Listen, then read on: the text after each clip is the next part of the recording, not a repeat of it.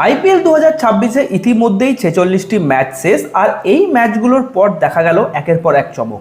রবিবারের ডবল হেডারে প্রথম ম্যাচে মুখোমুখি হয়েছিল কলকাতার নাইট রাইডার্স এবং সানরাইজার্স হায়দ্রাবাদ।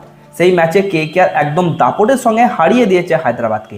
অন্যদিকে দিনের দ্বিতীয় ম্যাচে পাঞ্জাব কিংসকে পরাজিত করেছে গুজরাট টাইটেন্স। আর এই দুই ম্যাচের পরই আইপিএল 2026-এর পয়েন্ট টেবিলে দেখা গেল বড় সড় পরিবর্তন। কেকেআরের জয়ের হ্যাট্রিক, রাহানের নেতৃত্বে দুর্দান্ত প্রত্যাবর্তন করছে কলকাতা। তাই আজকের এই ভিডিওতে আমরা আইপিএল 2026-এর একদম লেটেস্ট পয়েন্ট টেবিলকে ডিপলি অ্যানালাইজ করব। কে কোন স্থানে রয়েছে, কারা প্লে অফের দৌড়ে এগিয়ে, আর কোন দলের সামনে এখন ডু অর ডাই পরিস্থিতি।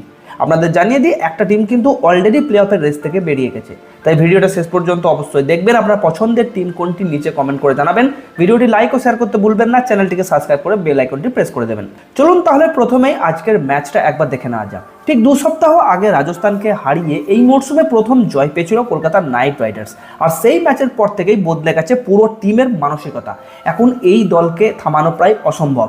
রবিবার হায়দ্রাবাদের মাঠে প্রতিপক্ষকে হারিয়ে কেকেআর তুলে নিল জয়ের হ্যাট্রিক। শুধু তাই নয়, ইডেনে হারের বদলাও নিল তারা। ব্যাটিং, বোলিং, ফিল্ডিং সব বিভাগেই একদম চ্যাম্পিয়ন পারফরমেন্স। প্রথমে ব্যাট করে হায়দ্রাবাদ থামে মাত্র 165 রানে। এই মরশুমে তাদের সবথেকে কম স্কোরগুলির একটি।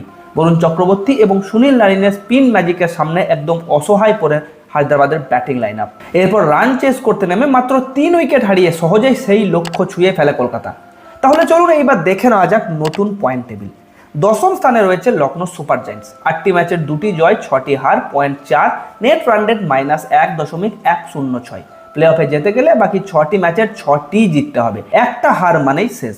9ম স্থানে আছে মুম্বাই ইন্ডিয়ান্স। 9টি ম্যাচের 2টি জয়, 7টা হার, পয়েন্ট 4, নেট রান রেট -0.803। মুম্বাইয়ের প্লে অফের আশা প্রায় শেষ। বাকি 5টি ম্যাচের 5টিও জিতলে 14 পয়েন্ট হবে, যা যথেষ্ট নাও হতে পারে প্লে অফে কোয়ালিফাই করতে। 8ম স্থানে আছে কলকাতার নাইট রাইডার্স। 9টি ম্যাচের 3টি জয়, 1টি ম্যাচ বৃষ্টিতে বাতিল, পয়েন্ট 7, নেট রান রেট -0.539। প্লে অফে যেতে গেলে বাকি 5টির মধ্যে 5টি জিততে হবে, 4টি জিতলে অন্য দলের ফলাফলের দিকে তাকিয়ে থাকতে হবে। 7ম স্থানে আছে দিল্লি ক্যাপিটালস। 9টি ম্যাচের 4টি জয়, পয়েন্ট 8, নেট রান রেট -0.895। প্লে অফে যেতে গেলে বাকি থাকা 5টি ম্যাচের অন্তত 4টি ম্যাচ জিততেই হবে। 6ষ্ঠ স্থানে আছে বন্ধুরা চেন্নাই সুপার কিংস। 9টি ম্যাচের 4টি জয়, পয়েন্ট 8, নেট রান রেট +0.005। বাকি 5টি ম্যাচের অন্তত 4টি জয় দরকার প্লে অফে যেতে গেলে। 5ম স্থানে আছে বন্ধুরা গুজরাট টাইটেন্স। 10টি ম্যাচের 6টি জয়, পয়েন্ট 12, নেট রান রেট -0.147। প্লে অফে যেতে গেলে বাকি 4টি ম্যাচের 3টি জয় অত্যন্ত গুরুত্বপূর্ণ। 4র্থ স্থানে আছে বন্ধুরা রাজস্থান রয়্যালস। 10টি ম্যাচের 6টি জয়, পয়েন্ট 12, নেট রান রেট +0.510। 3টি ম্যাচের জয় পেলেই তাদের প্লে অফ নিশ্চিত। 3য় স্থানে আছে বন্ধুরা হায়দ্রাবাদের টিম। 10টি ম্যাচের 6টি জয়, point 12, net run rate +0.644।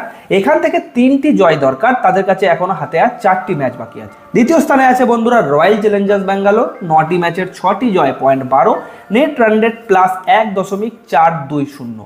Play off নিশ্চিত করতে আরসিবিকে আর বাকি থাকা 5টি ম্যাচের মাত্র 3টি জিতলেই হবে।